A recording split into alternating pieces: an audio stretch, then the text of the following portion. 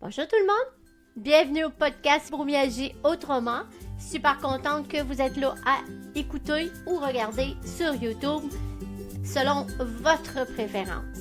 Alors aujourd'hui, grande question vraiment importante. Je ris, mais c'est une question que je me suis souvent posée dans le passé. Je me la pose, je dirais pas régulièrement, mais assez souvent parce que je trouve que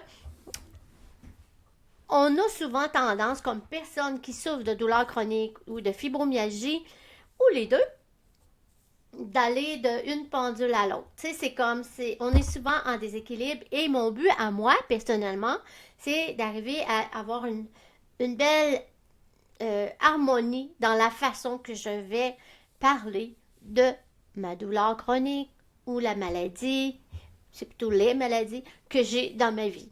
Alors moi, je te pose une question.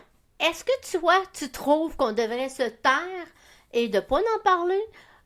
Ou est-ce qu'on doit peut-être essayer d'en parler, mais de trouver un équilibre? Excusez, j'ai un cheveu ici là, qui me dérange. Donc, c'est la question que je te pose aujourd'hui. Je t'emmène réfléchir avec moi. Alors, ouais, c'est ça. Est-ce que parfois tu as vraiment l'impression là, que vivre avec ta maladie chronique ou ben tes douleurs chroniques ou ben la fibromyalgie, tu sais, mets le mot que tu as besoin, c'est comme un emploi que tu fais à temps plein. Qu'est-ce que je veux dire par ça? Ben, c'est toujours là, hein, la douleur chronique, ou elle est plus présente parfois, ça baisse, ça monte, on ne le sait pas, on ne le sait jamais.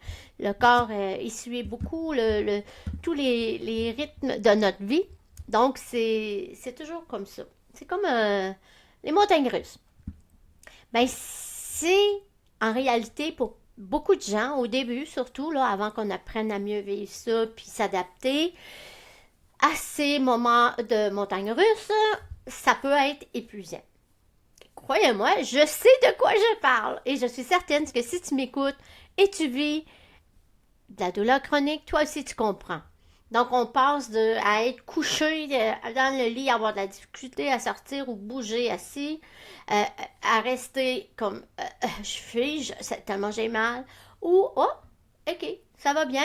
Fait que là, on fait des sprints.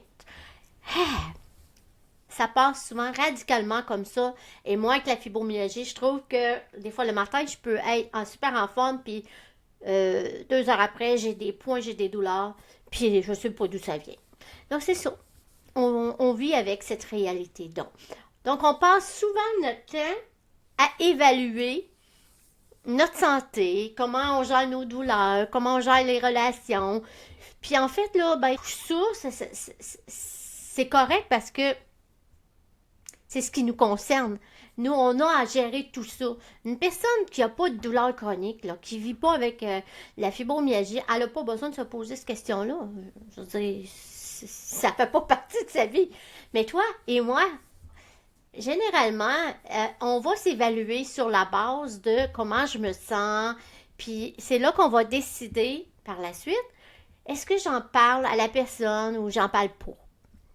Moi, je trouve que ça, là, c'est une question cruciale que tu dois porter attention à à ta façon, ta réalité et comment tu perçois la maladie que tu vis, la douleur chronique que tu vis.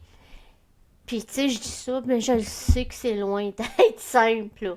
Mais c'est un travail de vie, pour moi en tout cas. Depuis que je suis atteinte, ça fait des décennies, là. Ça fait longtemps.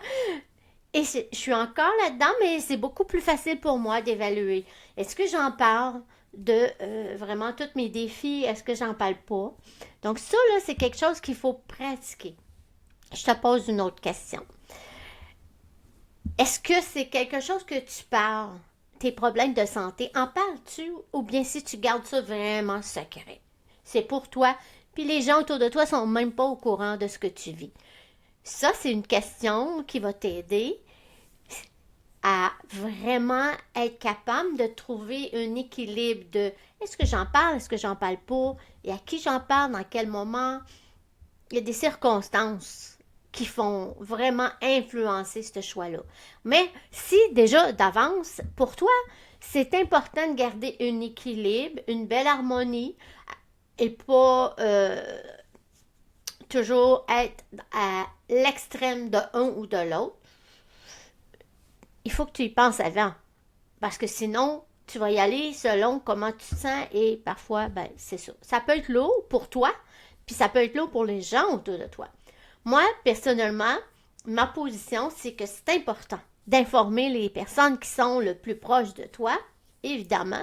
Hein? C'est un conjoint, conjointe, des enfants, peu importe qui tu veux avoir autour de toi. Pardon, peu importe qui tu as autour de toi, ben dis-toi une chose, si tu n'en parles pas, si on ne prend pas le temps d'expliquer à ceux qu'on aime, qui sont près de nous, ce qu'on vit, ce qu'on vit au quotidien, sans le dire au quotidien. C'est ça la différence. Mais si ils savent, en général, qu'est-ce qu'on vit, les gens autour de nous, ben là, ils vont être capables à ce moment-là de nous comprendre mieux. Ce qui va faire qu'ils vont nous soutenir, qu'ils vont être de l'empathie pour nous. Pas de la pitié, là, mais de l'empathie, puis ils vont nous soutenir. Ils vont le savoir quand ça va vraiment pas bien. C'est le temps de participer à m'aider, me soutenir où je suis. Puis, comment on gère ça si tu travailles? Parce que oui, il y a des gens, moi j'ai travaillé des années là, avec la douleur chronique et je travaille encore. Et j'avais des collègues ou même tes amis que tu courtoies. Tu sais, est-ce que tu leur dis, est-ce que tu leur en parles? Ou est-ce que tu es du genre à te dire, oh non, je suis pas pour les achaler avec ça? Ou tu es à l'inverse, tu ne parles que de ça quand tu les vois. Donc, c'est une question qui est super importante. Tu sais, on a des nouvelles rencontres des fois avec des gens, puis souvent les gens vont me dire, hey, la question qui revient tout le temps, tu sais, c'est comment ça va?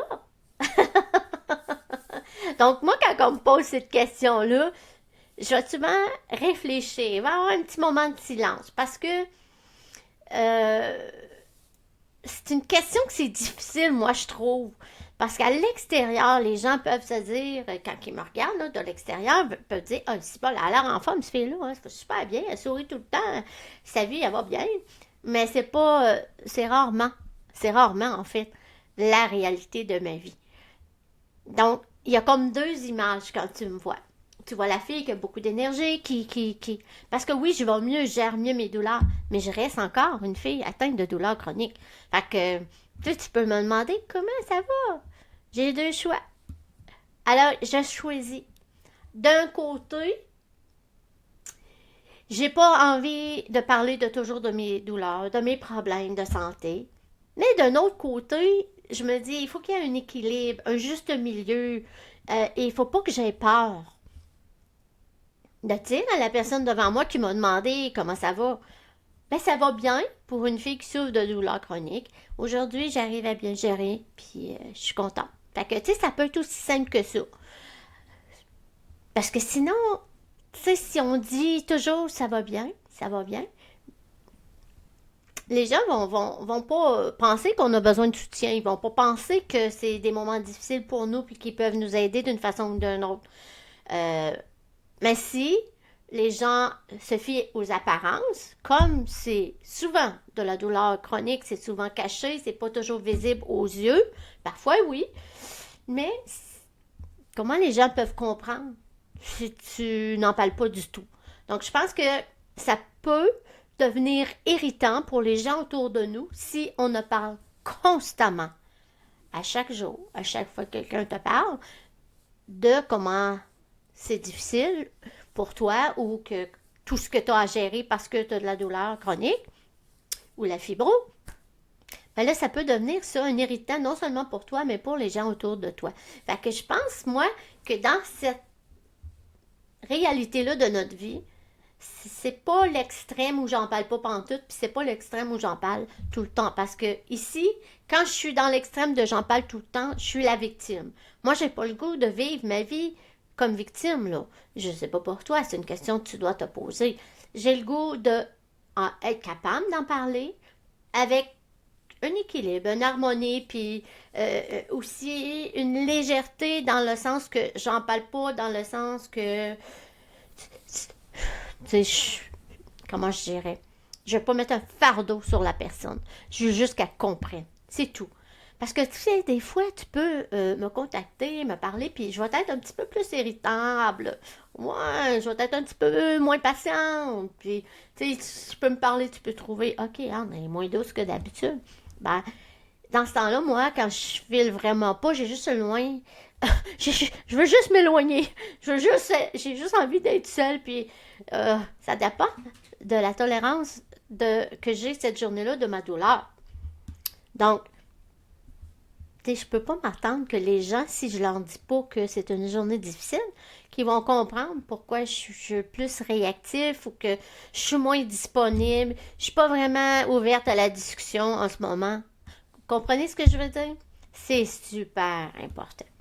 Donc, comme j'ai dit, personnellement, je trouve que quand je parle trop de moi, de ma douleur, de ce que je traverse, ben ça me sert pas forcément à grand-chose. Ça m'encourage pas tant, mais il y a l'autre extrême. Si j'en parle trop, ben là, c'est comme plate pour tout le monde, moi inclus. Et puis, je pense qu'il faut trouver vraiment cette harmonie pour pas que les gens y aient une fausse impression de nous. Pour qu'elle soit exagérée, qu'elle soit réaliste, mais la mettre toujours dans le... tu sais, c'est pas comme... On s'en va pas... Tu sais, il y a des journées, là, que on va se le dire, moi puis toi, là, qui m'écoute, là, on est à l'extrême. La douleur est comme 11 sur 10. Je l'ai vécu la semaine passée. Mais en même temps, je sais que ça va descendre. Donc, c'est ça que j'essaie de garder en perspective quand je parle à quelqu'un. Parce que sinon, ils finissent, tu sais, les gens vont finir par croire que c'est toujours ça ma vie. Je suis toujours très, très, très, très haute en émotion et en gestion de douleur, mais c'est pas le cas. Je reviens encore à la, les montagnes russes. Ça monte et ça descend. Donc, on veut laisser quand même la vraie image d'une personne qui souffre avec de la douleur chronique. Je- le but, c'est pas de cacher mes symptômes. Puis, je veux pas non plus passer mon temps à dire aux gens c'est quoi mes symptômes parce que je pense que, je le répète, c'est un équilibre pour soi. Moi, c'est comme ça que je le perçois. Alors, moi, je sais pas, mais toi, la question que j'ai pour toi, t'es-tu le genre de personne qui cache complètement tous tes symptômes ou tu es capable d'être euh, tu sais, moi, je sais que personnellement, je suis capable. J'ai déjà fait des posts, des reels sur Instagram ou dans des stories pour dire que c'était pas une bonne journée. Puis, je suis très à l'aise avec ça. Je compte pas ma vie. Je fais juste dire que c'est, comme personne qui souffre de douleur chronique, c'est une journée qui est difficile. La concentration est pas là. La douleur est haute. Je fais juste laisser savoir aux gens qui me suivent que c'est ça ma vie, dans le fond.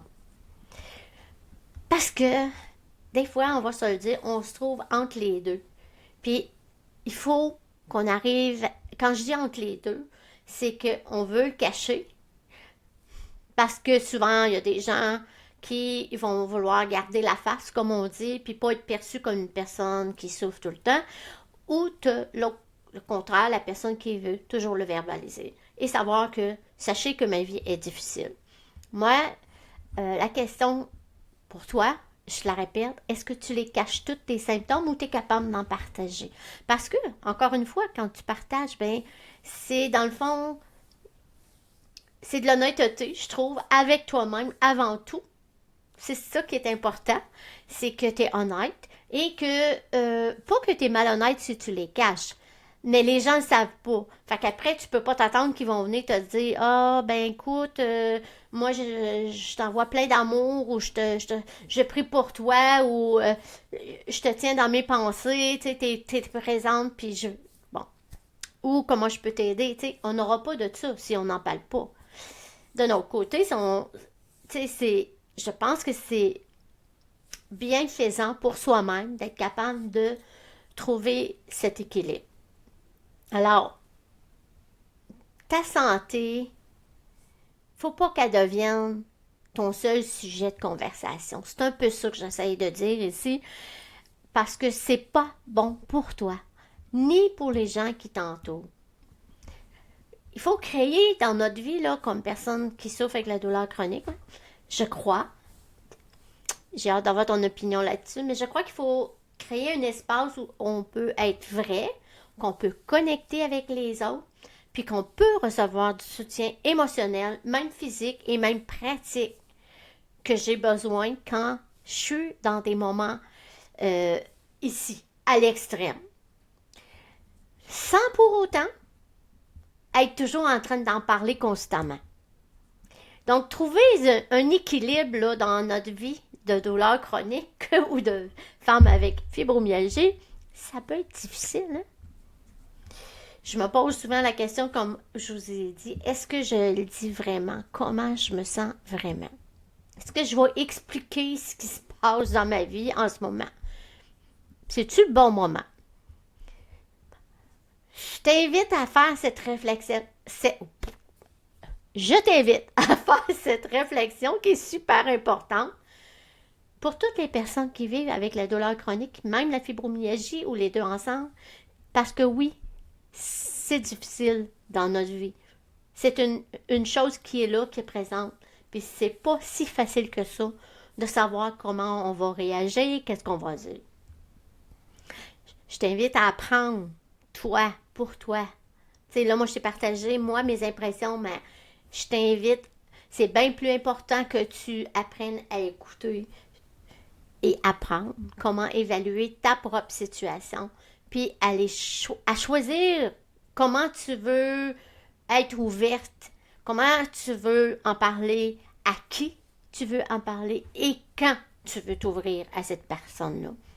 Dans le fond, tu vas trouver dans ta vie comment identifier ces bons moments-là, puis aussi qui a une écoute pour ce que tu as à partager. Tu sais, partager à son conjoint à 6 heures le matin comment c'est dur, puis que tu passeras pas la journée, puis c'est peut-être pas le bon moment. Ils s'en vont travailler, ils ont déjà une charge, c'est pas facile, puis souvent on est plus à la dernière minute pour partir et tout ça, donc c'est pas vraiment là que c'est le moment. En tout cas, selon moi. Mais c'est comme ça qu'on va faire, je pense, que les gens vont être beaucoup plus sensibles autour de nous pour savoir notre réalité, sans pour autant être toujours en train de en parler. Donc, il faut trouver, identifier le bon moment, avec qui partager, quoi partager, et je crois sincèrement, parce que je le vis dans ma vie, que quand on choisit les bonnes circonstances, ben on va recevoir le soutien des gens autour de nous. Parce qu'ils savent que là, c'est le moment. C'est là qu'ils vont tendre la main. Moi, je ne sais pas ce que tu en penses, mais finalement, c'est ce qui, moi, m'aide à arriver à une belle équilibre, de ne pas tomber dans ce rôle de victime avec tout ce que je vis, mais d'être capable d'en parler à ceux à qui j'ai confiance, qui vont comprendre et qui vont être un soutien pour moi dans le sens juste de m'écouter, c'est déjà un soutien. Donc, à tous les jours, quand tu te lèves, c'est une question de savoir où se trouve mon équilibre d'en parler ou de ne pas en parler. De cette douleur qui est là tout le long de ma vie. En trouvant un juste milieu pour toi, puis en évitant de basculer, ce qui est super important, d'un extrême où j'en parle tout le temps, de mes problèmes, de ma santé, de tout ce que je vis, ou dans l'autre, qui je cache totalement tout à tous et à toutes, et je laisse pas personne savoir. Ils peuvent même pas s'imaginer ce que j'ai et mes difficultés. Donc, dis-moi, j'aimerais bien gros savoir ton opinion. J'aimerais ça savoir ce que tu en penses. Puis, vraiment, écris-moi ta réalité. Comment tu arrives à gérer ça? Comment tu arrives à faire une harmonie, équilibre dans tout ça? Alors, j'espère que ça te sera un outil pour évaluer ta situation, puis comment tu vis avec tout ça.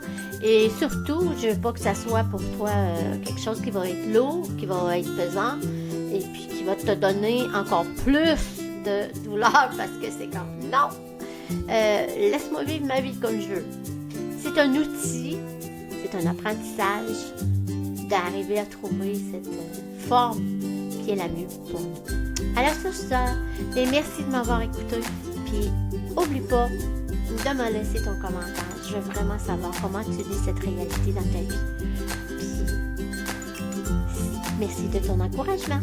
Alors je te dis à la semaine prochaine.